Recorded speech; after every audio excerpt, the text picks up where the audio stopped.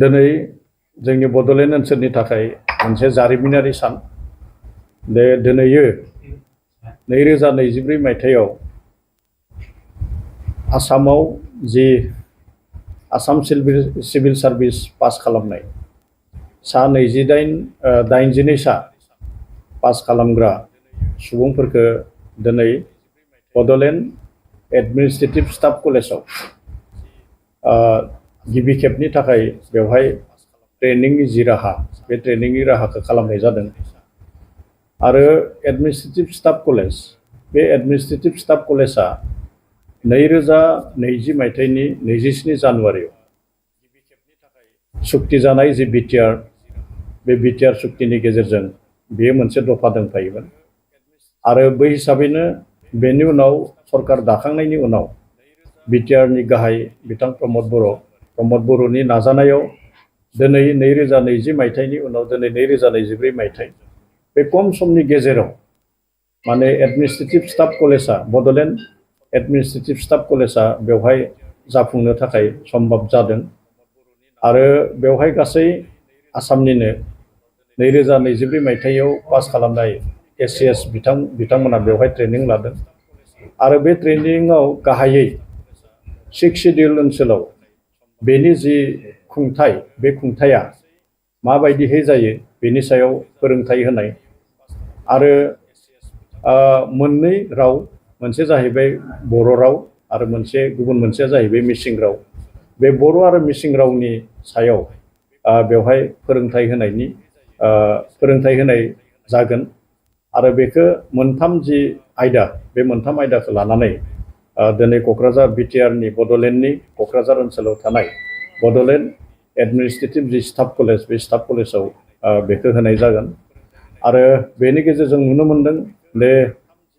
बिटिआरनि गाहाय खुंगिरि बिथां प्रमद बर'नि जि मोनसे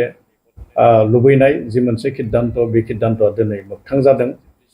बेयो जोंनि बड'लेण्ड ओनसोलनि थाखाय बेयो जोबोद गोजोनथाव खौरां। दा बे हिसाबै फैबाय थानाय समाव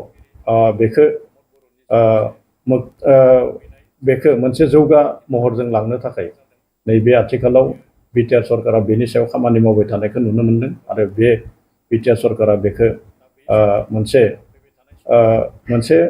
गायसंथाय हिसाबै मोनसे फसंथाय हिसाबै बेखौ लांनायाव दिनैनि जि मोनसे हाबाफारि बे हाबाफारिया जोबोद मोनसे गोजोनथाव, जोबोद मोनसे माने बियो पजिटिभ मोनसे इनिशिएटिभ होननानै जों बुंनो हायो।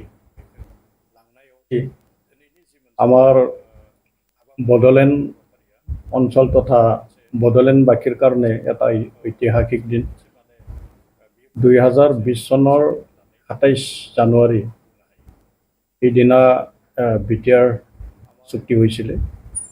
আৰু এই বিটিআৰ চুক্তিৰ বিভিন্ন দফাৰ মাজতে আমাৰ এই বড়োলেণ্ড অঞ্চলত বড়োলেণ্ড ষ্টাফ এডমিনিষ্ট্ৰেটিভ কলেজ স্থাপনৰ এটা ইয়াত প্ৰস্তাৱ আছিলে। আৰু সেই প্ৰস্তাৱ মৰমে আজি 2024 চনৰ আজি 16 জুলাই আমাৰ বিটিআৰ প্ৰধান প্ৰমদ বড়োৰ নেতৃত্বত আৰু বিটিআৰ প্ৰধান প্ৰমদ বড়োৰ প্ৰয়াসত আজি বিটিআৰ প্ৰধান প্ৰমদ বড়োৰ যি সিদ্ধান্ত এই সিদ্ধান্ত আজি সাকাৰ হৈছে। 2024 চনৰ যি এচিএছ বেটছ এই এচিএছ বেটছৰ এমহীয়া যি ট্ৰেইনিং কাৰ্যসূচী এই ট্ৰেইনিং কাৰ্যসূচী আজি আমাৰ বড়োলেণ্ড ষ্টাফ এডমিনিষ্ট্ৰেটিভ কলেজত শুভ আৰম্ভ হৈছে। আৰু ইয়াত সমগ্ৰ অসমৰ যিখিনি 2024 চনৰ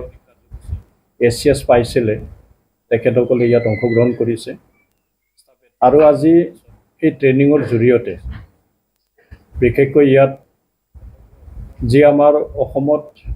6 শিডিউল আছে এই 6 শিডিউলৰ এডমিনিষ্ট্ৰেশ্যনৰ যিখিনি ৰুলছ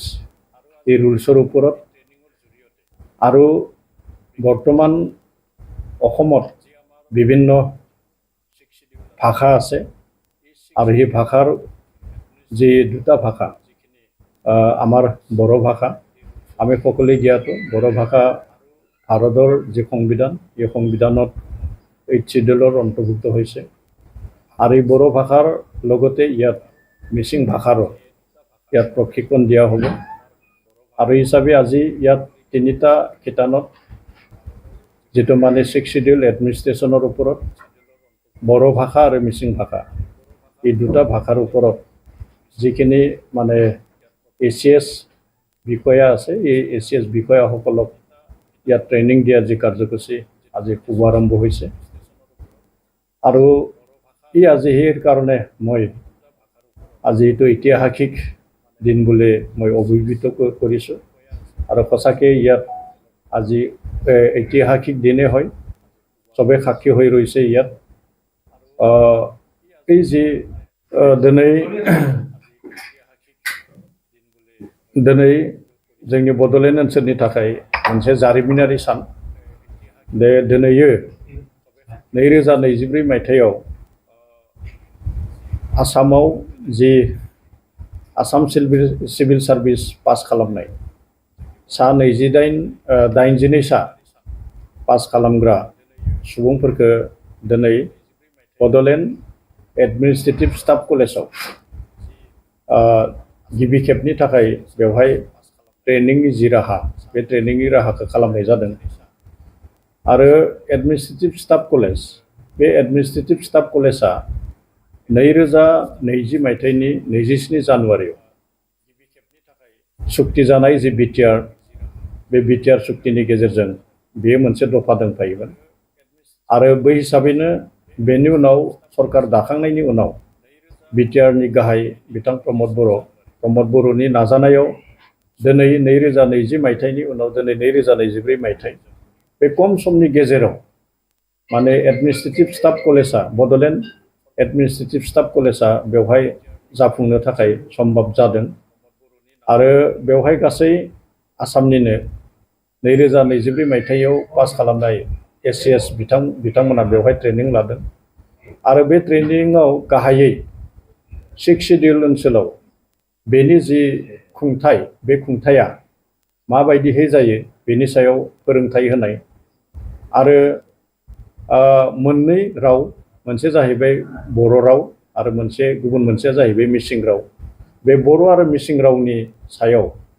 बेवहाय फोरोंथाय होनाय जागोन आरो बेखौ मोनथाम जि आयदा बे मोनथाम आयदाखौ लानानै दिनै क'क्राझार बिटिआरनि बड'लेण्डनि क'क्राझार ओनसोलाव थानाय बड'लेण्ड एडमिनिस्ट्रेटिभ जि स्टाफ कलेज बे स्टाफ कलेजाव बेखौ होनाय जागोन आरो बेनि गेजेरजों नुनो मोनदों दे बिटिआरनि गाहाय खुंगिरि बिथां प्रमद बर'नि जि मोनसे लुबैनाय जि मोनसे सिद्धान्त बे सिद्धान्तआ दिनै मोगथां जादों बेयो जोंनि बड'लेण्ड ओनसोलनि थाखाय बेयो जोबोद गोजोनथाव खौरां दा बे हिसाबै फैबाय थानाय समाव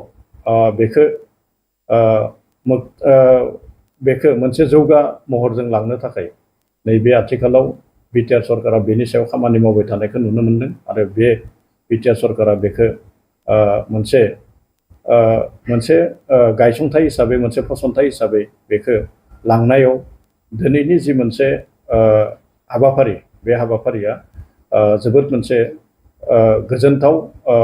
जोबोद मोनसे माने बेयो पजिटिभ मोनसे इनिशिएटिभ होननानै जों बुंनो हायो আমাৰ বড়োলেণ্ড অঞ্চল তথা বড়োলেণ্ডবাসীৰ কাৰণে এটা ঐতিহাসিক দিন 2020 চনৰ 27 জানুৱাৰী এইদিনা বিটিআৰ চুক্তি হৈছিল আৰু এই বিটিআৰ চুক্তিৰ বিভিন্ন দফাৰ মাজতে আমাৰ এই বড়োলেণ্ড অঞ্চলত বড়োলেণ্ড ষ্টাফ এডমিনিষ্ট্ৰেটিভ কলেজ স্থাপনৰ এটা ইয়াত প্ৰস্তাৱ আছিলে আৰু এই প্ৰস্তাৱ মৰমে আজি 2024 চনৰ আজি 16 জুলাই আমাৰ বিটিআৰ प्रमोद बर' नेतृत्वत और बिटिआर प्रधान प्रमोद बर'र प्रयासत আজি बिटिआर प्रधान प्रमोद बर'र जी सिद्धांत এই সিদ্ধান্ত আজি সাকাৰ হৈছে 2024 চনৰ जी ACS বেটছ এই ACS বেটছৰ এমহীয়া যি ট্ৰেইনিং কাৰ্যসূচী এই ট্ৰেইনিং কাৰ্যসূচী আজি আমাৰ বড়োলেণ্ড ষ্টাফ এডমিনিষ্ট্ৰেটিভ কলেজত শুভ আৰম্ভ হৈছে আৰু ইয়াত সমগ্ৰ অসমৰ যিখিনি 2024 চনৰ ACS পাইছিলে তেখেতসকলে ইয়াত অংশগ্ৰহণ কৰিছে আৰু আজি এই ট্ৰেইনিঙৰ জৰিয়তে বিশেষকৈ ইয়াত যি আমাৰ অসমত 6 শিডিউল আছে এই 6 শিডিউলৰ এডমিনিষ্ট্ৰেশ্যনৰ যিখিনি ৰুলছ এই ৰুলছৰ ওপৰত আৰু বৰ্তমান অসমত বিভিন্ন ভাষা আছে আৰু এই ভাষাৰ যি দুটা ভাষা আমাৰ বড়ো ভাষা আমি সকলোৱে জ্ঞাত বড়ো ভাষা ভাৰতৰ যি সংবিধান এই সংবিধানত 8 শিডিউলৰ অন্তৰ্ভুক্ত হৈছে আৰু এই বড়ো ভাষাৰ লগতে ইয়াত মিচিং ভাষাৰো ইয়াত প্ৰশিক্ষণ দিয়া হ'ব আৰু হিচাপে আজি ইয়াত তিনিটা শিতানত যেটো মানে 6 শিডিউল এডমিনিষ্ট্ৰেশ্যনৰ ওপৰত বড়ো ভাষা আৰু মিচিং ভাষা এই দুটা ভাষাৰ ওপৰত যিখিনি মানে ACS বিষয়া আছে এই ACS বিষয়াসকলক ইয়াত ট্ৰেইনিং দিয়া যি কাৰ্যসূচী আজি শুভ আৰম্ভ হৈছে আৰু এই আজি হেৰ কাৰণে মই আজি এইটো ঐতিহাসিক দিন বুলি মই অভিহিত কৰিছোঁ আৰু সঁচাকৈ ইয়াত আজি ঐতিহাসিক দিনে হয় সবে সাক্ষী হৈ ৰৈছে ইয়াত এই যে दिनै जोंनि बड'लेण्ड ओनसोलनि थाखाय मोनसे जारिमिनारि सान दिनैयो 2024 मायथाइयाव आसामाव जि आसाम सिभिल सार्भिस पास खालामनाय सा 82 सा पास खालामग्रा सुबुंफोरखौ दिनै बड'लेण्ड एडमिनिस्ट्रेटिभ स्टाफ कलेजाव गिबि खेबनि थाखाय बेवहाय ट्रेनिंनि जि राहा बे ट्रेनिंनि राहाखौ खालामनाय जादों आरो एडमिनिस्ट्रेटिभ स्टाफ कलेज बे एडमिनिस्ट्रेटिभ स्टाफ कलेजा 2020 मायथाइनि 27 जानुवारियाव सुक्ति जानाय जि बिटिआर बे बिटिआर सुक्तिनि गेजेरजों बेयो मोनसे दफा दंफायोमोन आरो बै हिसाबैनो बेनि उनाव सरकार दाखांनायनि उनाव बिटिआरनि गाहाय बिथां प्रमोद बर'नि नाजानायाव दिनै 2020 मायथाइनि उनाव दिनै 2024 मायथाइ बे खम समनि गेजेराव माने एडमिनिस्ट्रेटिभ स्टाफ कलेजा बड'लेण्ड एडमिनिस्ट्रेटिभ स्टाफ कलेजा बेवहाय जाफुंनो थाखाय सम्भब जादों आरो बेवहाय गासै आसामनिनो 2024 मायथाइयाव पास खालामनाय ACS बिथांमोना बेवहाय ट्रेनिं लादों आरो बे ट्रेनिंआव गाहायै 6 शिडिउल ओनसोलाव बेनि जि खुंथाय बे खुंथाया माबायदिहै जायो बेनि सायाव फोरोंथाय होनाय आरो मोननै राव मोनसे जाहैबाय बर' राव आरो गुबुन मोनसेया जाहैबाय मिसिं राव बे बर' आरो मिसिं रावनि सायाव बेवहाय फोरोंथाय होनाय जागोन आरो बेखौ मोनथाम जि आयदा बे मोनथाम आयदाखौ लानानै दिनै क'क्राझार बिटिआरनि बड'लेण्डनि क'क्राझार ओनसोलाव थानाय बड'लेण्ड एडमिनिस्ट्रेटिभ जि स्टाफ कलेज बे स्टाफ कलेजाव बेखौ होनाय जागोन आरो बेनि गेजेरजों नुनो मोनदों दे बिटिआरनि गाहाय खुंगिरि बिथां प्रमोद बर'नि जि मोनसे लुबैनाय जि मोनसे सिद्धांत बे सिद्धांतआ दिनै मोगथां जादों बेयो जोंनि बड'लेण्ड ओनसोलनि थाखाय बेयो जोबोद गोजोनथाव खौरां दा बे हिसाबै फैबाय थानाय समाव बेखौ मोनसे जौगा महरजों लांनो थाखाय नैबे आथिखालाव बिटिआर सरकारा बेनि सायाव खामानि मावबाय थानायखौ नुनो मोनदों आरो बे बिटिआर सरकारा बेखौ मोनसे मोनसे गायसंथाय हिसाबै मोनसे फसंथाय हिसाबै बेखौ लांनायाव दिनैनि जि मोनसे हाबाफारि बे हाबाफारिया जोबोद मोनसे गोजोनथाव जोबोद मोनसे माने बियो पजिटिभ मोनसे इनिशिएटिभ होननानै जों बुंनो हायो। আমাৰ বড়োলেণ্ড অঞ্চল তথা বড়োলেণ্ডবাসীৰ কাৰণে এটা ঐতিহাসিক দিন। 2020 চনৰ 27 জানুৱাৰী সেইদিনা বিটিআৰ চুক্তি হৈছিলে আৰু এই বিটিআৰ চুক্তিৰ বিভিন্ন দফাৰ মাজতে আমাৰ এই বড়োলেণ্ড অঞ্চলত Bodoland staff administrative college Bodoland staff administrative college স্থাপনৰ এটা ইয়াত প্ৰস্তাৱ আছিলে আৰু সেই প্ৰস্তাৱ মৰমে আজি 2024 চনৰ আজি 16 জুলাই আমাৰ বিটিআৰ প্ৰধান প্ৰমোদ বড়োৰ নেতৃত্বত আৰু বিটিআৰ প্ৰধান প্ৰমোদ বড়োৰ প্ৰয়াসত আজি বিটিআৰ প্ৰধান প্ৰমোদ বড়োৰ যি সিদ্ধান্ত এই সিদ্ধান্ত আজি সাকাৰ হৈছে। 2024 চনৰ যি ACS বেটছ এই ACS বেটছৰ তেমহীয়া যি ট্ৰেইনিং কাৰ্যসূচী এই ট্ৰেইনিং কাৰ্যসূচী আজি আমাৰ বড়োলেণ্ড ষ্টাফ এডমিনিষ্ট্ৰেটিভ কলেজত হ'ব আৰম্ভ হৈছে আৰু ইয়াত সমগ্ৰ অসমৰ যিখিনি 2024 চনৰ ACS পাইছিলে তেখেতসকলে ইয়াত অংশগ্ৰহণ কৰিছে আৰু আজি এই ট্ৰেইনিঙৰ জৰিয়তে বিশেষকৈ ইয়াত যি আমাৰ অসমত 6 শিডিউল আছে এই 6 শিডিউলৰ এডমিনিষ্ট্ৰেশ্যনৰ যিখিনি ৰুলছ এই ৰুলছৰ ওপৰত আৰু বৰ্তমান অসমত বিভিন্ন ভাষা আছে আৰু সেই ভাষাৰ যি দুটা ভাষা আমাৰ বড়ো ভাষা আমি সকলোৱে জ্ঞাত বড়ো ভাষা ভাৰতৰ যি সংবিধান এই সংবিধানত 8 শিডিউলৰ অন্তৰ্ভুক্ত হৈছে আৰু এই বড়ো ভাষাৰ লগতে ইয়াত মিচিং ভাষাৰো ইয়াত প্ৰশিক্ষণ দিয়া হ'ব আৰু হিচাপে আজি ইয়াত 3টা শিতানত যেটো মানে 6 শিডিউল এডমিনিষ্ট্ৰেশ্যনৰ ওপৰত বড়ো ভাষা আৰু মিচিং ভাষা এই দুটা ভাষাৰ ওপৰত যিখিনি মানে ACS বিষয়া আছে এই ACS বিষয়াসকলক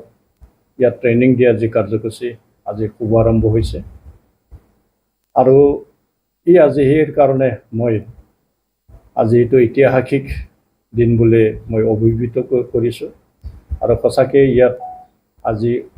ঐতিহাসিক দিনে হয় সবে সাক্ষী হৈ ৰৈছে ইয়াত এই যে दिनै जोंनि बड'लेण्ड ओनसोलनि थाखाय मोनसे जारिमिनारि सान बे दिनैयो 2024 मायथाइयाव आसामाव जि आसाम सिभिल सार्भिस पास खालामनाय सा 82 सा पास खालामग्रा सुबुंफोरखौ दिनै बड'लेण्ड एडमिनिस्ट्रेटिभ स्टाफ कलेजाव गिबि खेबनि थाखाय बेवहाय ट्रेनिंनि जि राहा बे ट्रेनिंनि राहाखौ खालामनाय जादों आरो एडमिनिस्ट्रेटिभ स्टाफ कलेज बे एडमिनिस्ट्रेटिभ स्टाफ कलेजा 2020 मायथाइनि 27 जानुवारियाव सुक्ति जानाय जि बिटिआर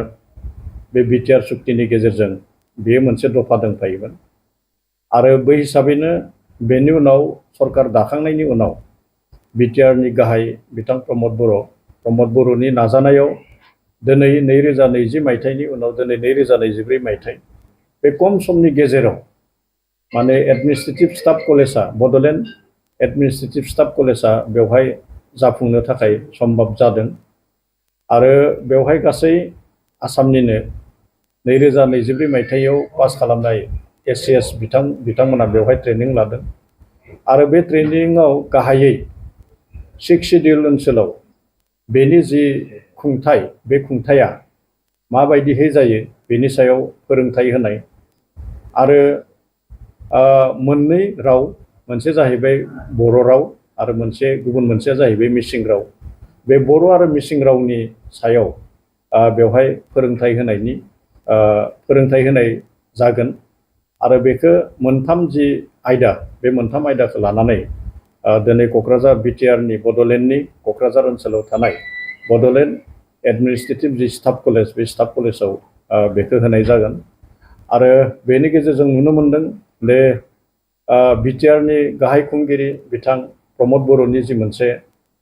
लुबैनाय जि मोनसे सिद्धान्त बे सिद्धान्तआ दिनै मोगथां जादों बेयो जोंनि बड'लेण्ड ओनसोलनि थाखाय बेयो जोबोद गोजोनथाव खौरां दा बे हिसाबै फैबाय थानाय समाव बेखौ मोनसे जौगा महरजों लांनो थाखाय नैबे आथिखालाव बिटिआर सरकारा बेनि सायाव खामानि मावबाय थानायखौ नुनो मोनदों आरो बे बिटिआर सरकारा बेखौ मोनसे गायसंथाय हिसाबै मोनसे फसंथाय हिसाबै बेखौ लांनायाव दिनैनि जि मोनसे हाबाफारि बे हाबाफारिया जोबोद मोनसे गोजोनथाव जोबोद मोनसे माने बियो पजिटिभ मोनसे इनिशिएटिभ होननानै जों बुंनो हायो আমার বড়োলেণ্ড অঞ্চল তথা বড়োলেণ্ডবাসীৰ কাৰণে এটা ঐতিহাসিক দিন 2020 চনৰ 27 জানুৱাৰী এইদিনা বিটিআৰ চুক্তি হৈছিলে আৰু এই বিটিআৰ চুক্তিৰ বিভিন্ন দফাৰ মাজতে আমাৰ এই বড়োলেণ্ড অঞ্চলত Bodoland staff administrative college Bodoland staff administrative college স্থাপনৰ এটা ইয়াত প্ৰস্তাৱ আছিলে আৰু এই প্ৰস্তাৱ মৰমে আজি 2024 চনৰ আজি 16 জুলাই আমাৰ বিটিআৰ প্ৰধান প্ৰমোদ বড়োৰ নেতৃত্বত আৰু বিটিআৰ প্ৰধান প্ৰমোদ বড়োৰ প্ৰয়াসত আজি বিটিআৰ প্ৰধান প্ৰমোদ বড়োৰ যি সিদ্ধান্ত এই সিদ্ধান্ত আজি সাকাৰ হৈছে 2024 চনৰ যি এছিএছ বেটছ এই এছিএছ বেটছৰ এমহীয়া যি ট্ৰেইনিং কাৰ্যসূচী এই ট্ৰেইনিং কাৰ্যসূচী আজি আমাৰ বড়োলেণ্ড ষ্টাফ এডমিনিষ্ট্ৰেটিভ কলেজত শুভ আৰম্ভ হৈছে আৰু ইয়াত সমগ্ৰ অসমৰ যিখিনি 2024 চনৰ এছিএছ পাইছিলে তেখেতসকলে ইয়াত অংশগ্ৰহণ কৰিছে আৰু আজি এই ট্ৰেইনিঙৰ জৰিয়তে বিশেষকৈ ইয়াত যি আমাৰ অসমত 6 শিডিউল আছে এই 6 শিডিউলৰ এডমিনিষ্ট্ৰেশ্যনৰ যিখিনি ৰুলছ এই ৰুলছৰ ওপৰত আৰু বৰ্তমান অসমত বিভিন্ন ভাষা আছে আৰু এই ভাষাৰ যি দুটা ভাষা আমাৰ বড়ো ভাষা আমি সকলোৱে জ্ঞাত বড়ো ভাষা ভাৰতৰ যি সংবিধান এই সংবিধানত 8 শিডিউলৰ অন্তৰ্ভুক্ত হৈছে আৰু এই বড়ো ভাষাৰ লগতে ইয়াত মিচিং ভাষাৰো ইয়াত প্ৰশিক্ষণ দিয়া হ'ব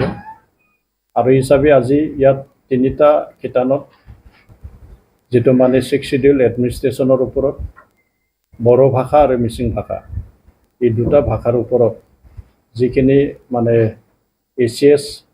বিষয়া আছে এই এছিএছ বিষয়াসকলক ইয়াত ট্ৰেইনিং দিয়াৰ যি কাৰ্যসূচী আজি শুভ আৰম্ভ হৈছে আৰু এই আজি সেই কাৰণে মই আজি এইটো ঐতিহাসিক দিন বুলি মই অভিহিত কৰিছোঁ আৰু সঁচাকৈ ইয়াত আজি ঐতিহাসিক দিনে হয় সবে সাক্ষী হৈ ৰৈছে ইয়াত এই যে दिनै जोंनि बड'लेण्ड ओनसोलनि थाखाय मोनसे जारिमिनारि सान दिनैयो 2024 मायथाइयाव आसामाव जि आसाम सिभिल सार्भिस पास खालामनाय सा 82 सा पास खालामग्रा सुबुंफोरखौ दिनै बड'लेण्ड एडमिनिस्ट्रेटिभ स्टाफ कलेजाव गिबि खेबनि थाखाय बेवहाय ट्रेनिंनि जि राहा बे ट्रेनिंनि राहाखौ खालामनाय जादों आरो एडमिनिस्ट्रेटिभ स्टाफ कलेज बे एडमिनिस्ट्रेटिभ स्टाफ कलेजा 2020 मायथाइनि 27 जानुवारियाव सुक्ति जानाय जि बिटिआर बे बिटिआर सुक्तिनि गेजेरजों बेयो मोनसे दफा दंफायोमोन आरो बै हिसाबैनो बेनि उनाव सरकार दाखांनायनि उनाव बिटिआरनि गाहाय बिथां प्रमद बर'नि नाजानायाव दिनै 2020 मायथाइनि उनाव दिनै 2024 मायथाइ बे खम समनि गेजेराव माने एडमिनिस्ट्रेटिभ स्टाफ कलेजा बड'लेण्ड एडमिनिस्ट्रेटिभ स्टाफ कलेजा बेवहाय जाफुंनो थाखाय सम्भब जादों आरो बेवहाय गासै आसामनिनो 2024 मायथाइयाव पास खालामनाय एससिएस बिथांमोना बेवहाय ट्रेनिं लादों आरो बे ट्रेनिंआव गाहायै 6 शिड्युल ओनसोलाव बेनि जि खुंथाय बे खुंथाया माबायदिहै जायो बेनि सायाव फोरोंथाय होनाय आरो मोननै राव मोनसे जाहैबाय बर' राव आरो गुबुन मोनसेया जाहैबाय मिसिं राव बे बर' आरो मिसिं रावनि सायाव बेवहाय फोरोंथाय होनाय जागोन आरो बेखौ मोनथाम जि आयदा बे मोनथाम आयदाखौ लानानै दिनै क'क्राझार बिटिआरनि बड'लेण्डनि क'क्राझार ओनसोलाव थानाय बड'लेण्ड एडमिनिस्ट्रेटिभ जि स्टाफ कलेज बे स्टाफ कलेजाव बेखौ होनाय जागोन आरो बेनि गेजेरजों नुनो मोनदों दे बिटिआरनि गाहाय खुंगिरि बिथां प्रमद बर'नि जि मोनसे लुबैनाय जि मोनसे सिद्धान्त बे सिद्धान्तआ दिनै मोगथां जादों बेयो जोंनि बड'लेण्ड ओनसोलनि थाखाय बेयो जोबोद गोजोनथाव खौरां दा बे हिसाबै फैबाय थानाय समाव बेखौ मोनसे जौगा महरजों लांनो थाखाय नैबे आथिखालाव बिटिआर सरकारा बेनि सायाव खामानि मावबाय थानायखौ नुनो मोनदों आरो बे बिटिआर सरकारा बेखौ मोनसे गायसंथाय हिसाबै मोनसे फसंथाय हिसाबै बेखौ लांनायाव दिनैनि जि मोनसे हाबाफारि बे हाबाफारिया जोबोद मोनसे गोजोनथाव जोबोद मोनसे माने बेयो पजिटिभ मोनसे इनिशिएटिभ होननानै जों बुंनो हायो আমার বড়োলেণ্ড অঞ্চল তথা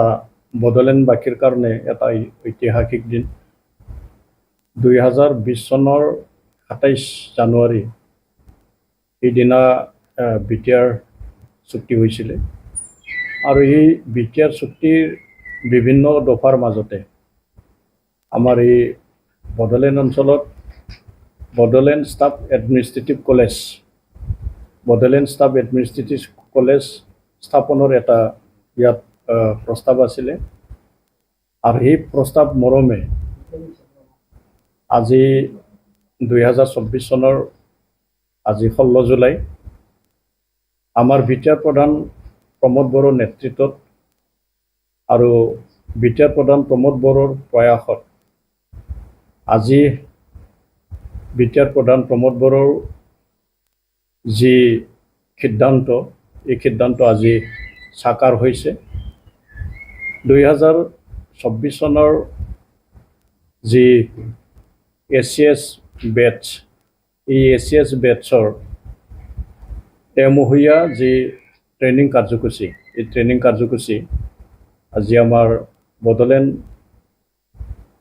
ষ্টাফ এডমিনিষ্ট্ৰেটিভ কলেজত হ'ব আৰম্ভ হৈছে আৰু ইয়াত সমগ্ৰ অসমৰ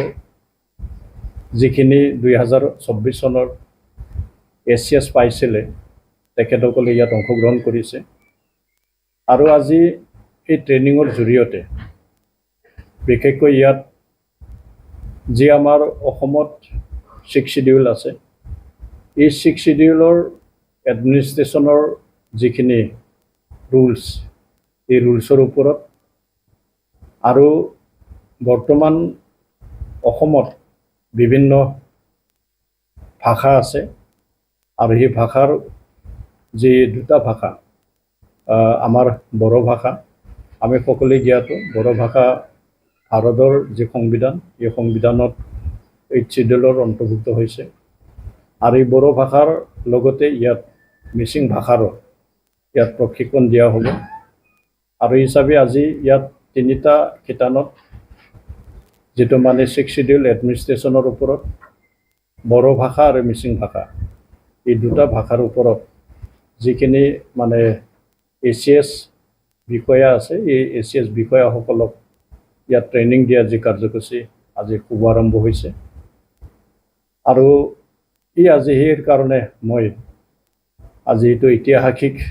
দিন বুলি মই অভিহিত কৰিছোঁ আৰু সঁচাকৈ ইয়াত আজি ঐতিহাসিক দিনে হয় সবে সাক্ষী হৈ ৰৈছে ইয়াত এই যে दिनै जोंनि बड'लेण्ड ओनसोलनि थाखाय मोनसे जारिमिनारि सान दिनैयो 2024 मायथाइयाव आसामाव जि आसाम सिभिल सार्भिस पास खालामनाय सा 82 सा पास खालामग्रा सुबुंफोरखौ दिनै बड'लेण्ड एडमिनिस्ट्रेटिभ स्टाफ कलेजाव गिबि खेबनि थाखाय बेवहाय ट्रेनिंनि जि राहा बे ट्रेनिंनि राहाखौ खालामनाय जादों आरो एडमिनिस्ट्रेटिभ स्टाफ कलेज बे एडमिनिस्ट्रेटिभ स्टाफ कलेजा 2020 मायथाइनि 27 जानुवारियाव सुक्ति जानाय जि बिटिआर बे बिटिआर सुक्तिनि गेजेरजों बेयो मोनसे दफा दंफायोमोन आरो बै हिसाबैनो बेनि उनाव सरकार दाखांनायनि उनाव बिटिआरनि गाहाय बिथां प्रमद बर'नि नाजानायाव दिनै 2020